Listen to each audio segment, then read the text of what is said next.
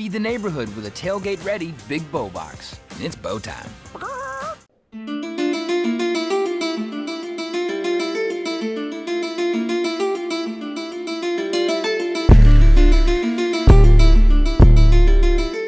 Unforeseen circumstances, our regularly scheduled programming will be postponed until early next week.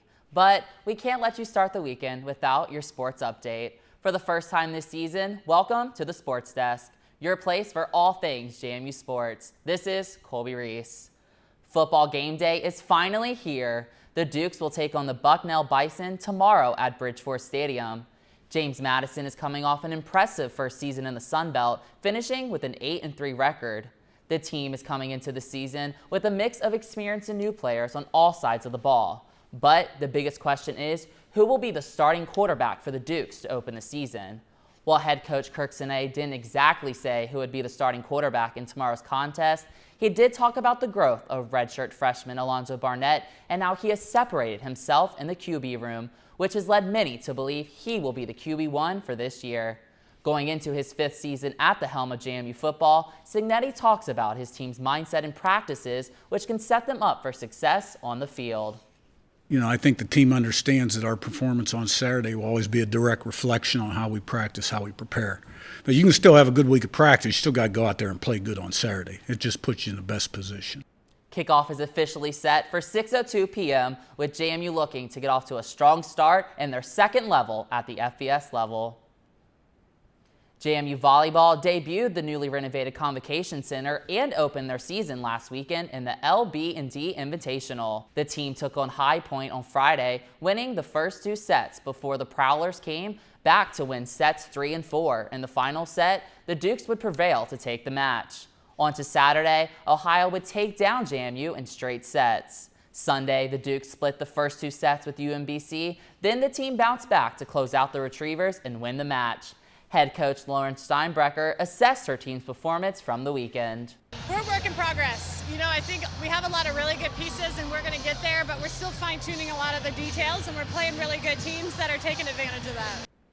The team has traveled to University Park for this weekend's matchups against Colgate and 2 nationally ranked opponents in 22nd ranked Western Kentucky and 14th ranked Penn State.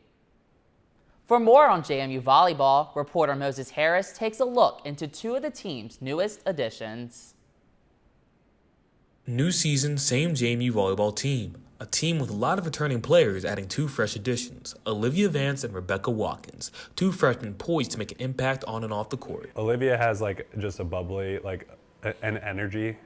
She's lights up a room when she comes in. And then with Rebecca, it was kind of a presence in a similar way. She's not as outgoing as maybe Olivia is, but she's present with you. Both Rebecca and Olivia are coming a long way from home, both over 10-hour trips to Harrisonburg by car. So what drew them to JMU? It was just it felt like it was meant to be, which is so corny and cheesy, but it's so true. And everyone here cares about you in such a deep way. I love the coaching staff, I love the culture, I love the school, I love my team. And Mike Henschy reiterates that culture plays a big role for this team and who they recruit, and new players have bought in. We don't sacrifice the culture in the gym for a player that, makes us marginally better. Not just focused on having an amazing volleyball program, they're focused on building amazing people to come out of that program. But it looks like JMU Volleyball may have gone both amazing players and people. Honestly, was not expecting to play at all this weekend. But play they did, with Rebecca setting up Olivia for a kill this past weekend against Ohio. And the appreciation from the players and coaches is real. Being on the court with them was such a surreal experience, and I can't wait to just do it more. Yeah. Really proud of how you guys have showed up and been able to be light and fun and join the team. You blend in. Nobody would know you're freshmen, and that's something special. So I couldn't ask for a better coaching staff to take me into their school. So diving into another volleyball season, this has been Moses Harris on Breeze TV. In the second game of the doubleheader at Centera Park this past Sunday, men's soccer took on UCLA, who was the leading vote-getter in the United Soccer Coaches preseason poll. The game drew the 6th largest crowd in Centera Park history, with over 800 fans in attendance. Both teams were unable to create any major goal-scoring opportunities until Balint Costco headed the ball over the Bruins keeper after an over-the-top pass from Luka Nikolai in the 73rd minute, which would go on to be the game-winning goal.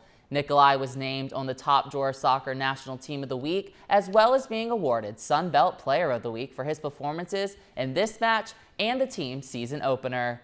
Head coach Paul Zazinski talked about the Dukes' big win.